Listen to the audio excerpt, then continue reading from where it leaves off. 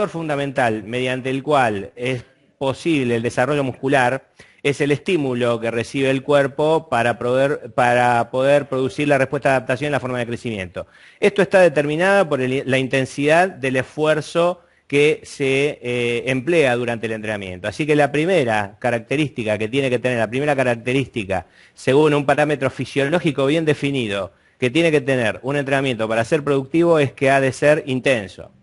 Llevar cada serie hasta el punto de fallo muscular momentáneo indica que la intensidad del ejercicio es la adecuada, es la suficiente como para producir el estímulo requerido que obligue al cuerpo a provocar una respuesta de adaptación en la forma del desarrollo del tamaño y de la fuerza de los músculos. Ahora bien, el entrenamiento intenso por sí solo no produce resultados.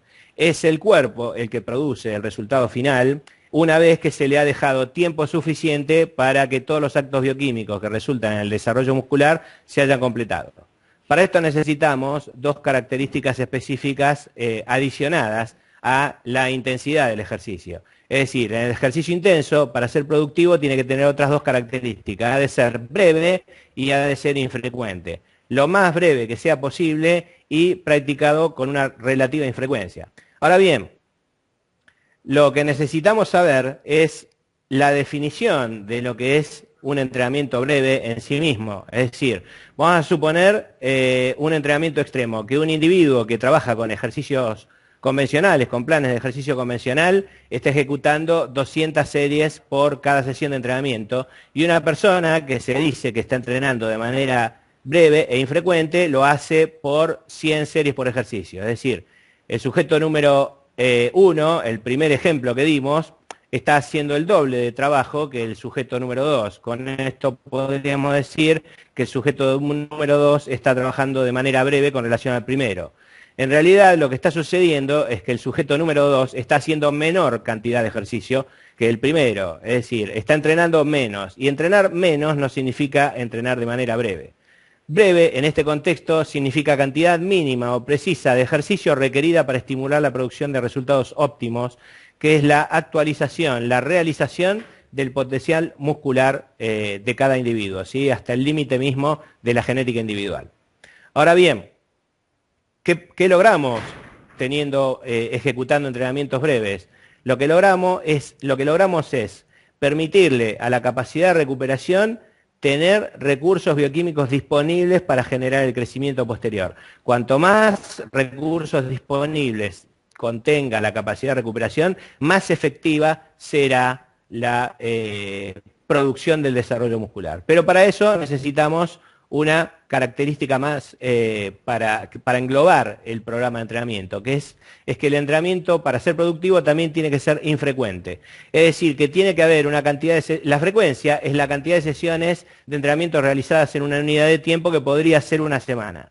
Y en este caso, infrecuente significa irregular. Debe haber una cantidad de tiempo de descanso suficiente para que el cuerpo pueda cumplir con todos los requerimientos químicos que van a llevar, primero, a la recuperación del ejercicio, de los esfuerzos exhaustivos producidos por el entrenamiento, y luego a la posterior sobrecompensación, que es el desarrollo muscular futuro al que nos vamos a ver sometidos. Es decir, hacer solamente una serie por encima del mínimo requerido nos va a llevar al extremo opuesto de lo que necesitamos, que es el sobreentrenamiento. El sobreentrenamiento es el peor error que un atleta, que una persona y que un entrenador puede cometer, porque va en detrimento de lo que estamos buscando, que es el desarrollo muscular. En este caso, el sobreentrenamiento trae lo contrario, que es la atrofia de los músculos.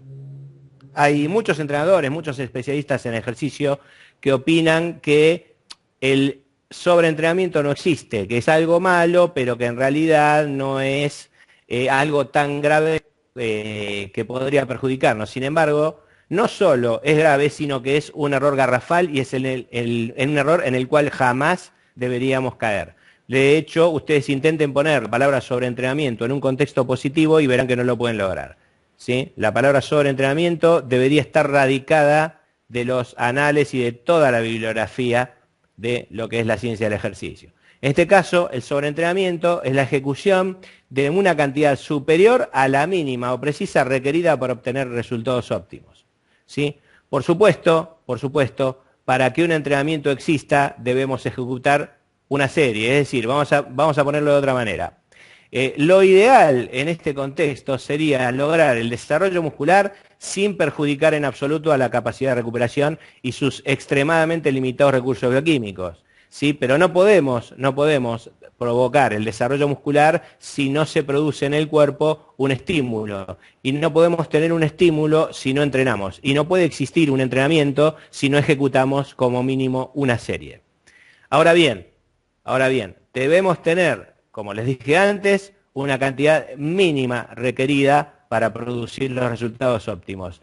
Es decir, el entrenamiento tiene que ser lo más breve posible y practicado con poca frecuencia. 96 horas de mínimo de descanso son requeridas para producir todos los requerimientos para el crecimiento muscular, todos los requerimientos bioquímicos que al finalizar darán como resultado el desarrollo muscular. Tengan en cuenta que el cuerpo no puede recuperarse de los esfuerzos exhaustivos de un entrenamiento en menos de 72 horas y necesita por lo menos 24 horas más para producir los efectos de la sobrecompensación, que en nuestro caso es el desarrollo del tamaño muscular y por supuesto de la fuerza. Ahora bien, ya dimos la definición de lo que es el sobreentrenamiento. Hay algunos entrenadores que opinan, hay algunos especialistas, que opinan que no existe el sobreentrenamiento, sino que no hay atletas o no hay personas sobreentrenadas, sino que hay personas o atletas subalimentadas. Lamento comunicarles que los requerimientos bioquímicos, los recursos bioquímicos que el cuerpo utiliza para producir el desarrollo muscular no dependen de la energía calórica derivada del metabolismo de los alimentos. Ustedes pueden tener la dieta perfecta, si eso es posible hacerlo, ¿sí? Y verán que después de un entrenamiento realmente intenso, 24, 48, 72 horas después todavía sienten los efectos del entrenamiento anterior. Es decir, no hay una interdependencia entre la energía calórica provocada por el metabolismo de los alimentos y los recursos bioquímicos de la capacidad de recuperación, que son aquellos recursos que realmente alimentan al desarrollo muscular. Ahora bien, necesitamos saber qué síntomas tenemos que tener en cuenta para saber si estamos comenzando a sobreentrenar, ¿sí? Por ejemplo, las pulsaciones altas en estado de reposo. Si nosotros comenzamos a tener pulsaciones altas en estado de reposo, es síntoma de sobreentrenamiento. También la dificultad para conciliar el sueño. Una vez que el sueño ha sido logrado, tenemos grandes dificultades para poder despertarnos, es decir, en primera instancia no nos podemos dormir y una vez que nos dormimos ya no nos podemos despertar, es algo muy complicado. Tenemos un desgano constante por el entrenamiento, es decir, tenemos que forzarnos a ir al gimnasio a producir entrenamientos, estamos obligándonos mentalmente para hacerlo, cuando en realidad todos los síntomas que está mostrando el cuerpo está indicando que no deberíamos entrenar bajo ningún punto de vista, ¿sí? Tenemos una pérdida repentina del peso corporal. Cuando hay una pérdida repentina del peso corporal es síntoma de que estamos sobreentrenando. Recuerden, producir una cantidad de ejercicio excesiva es peor, es más grave que no hacer ningún tipo de entrenamiento, ¿sí? Y una pérdida, finalmente, tenemos una pérdida del nivel actual de habilidad funcional o fuerza, es decir, que ya no somos tan fuertes como éramos, sino que nos estancamos en la subida de los pesos, no podemos hacer más repeticiones con las mismas cargas, es decir, estamos teniendo un estancamiento al nivel de desarrollo que veníamos teniendo. Ahora, cuando empezamos a tener estos síntomas, tenemos que buscar una solución. Aquí no hay cambio de rutina, no hay, por ejemplo, un aumento en la cantidad de comida que estamos ingiriendo que nos permita recuperarnos de un sobreentrenamiento crónico. Si lo único que tenemos por delante para hacer es el descanso, la solución al sobreentrenamiento es el descanso, es decir, que deberían retirarse totalmente del gimnasio por 2 o 3 semanas. En este lapso, en este periodo, la capacidad de recuperación va a tener tiempo suficiente para recuperar, para restablecer su reserva de recursos bioquímicos, para luego volver a poner en práctica los entrenamientos con total recuperación, habiéndose recuperado completamente del error en el que habíamos caído, que es en este caso el sobreentrenamiento. Ahora bien, ¿qué es lo que produce el descanso? lo que les decía recién, el reabastecimiento de la capacidad de recuperación. Y con el reabastecimiento de la capacidad de recuperación contamos con una disponibilidad asequible de los recursos bioquímicos que abastecen al crecimiento muscular.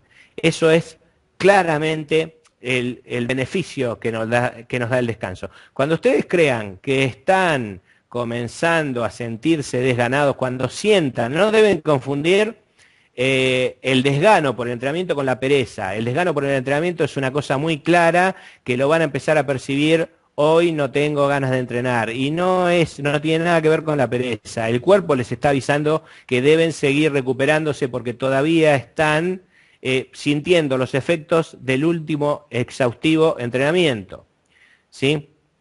Es decir, lo que tienen que hacer es continuar descansando hasta que sientan nuevamente euforia por entrenar. Esto va a suceder en un plazo de aproximadamente 2 a 3 semanas.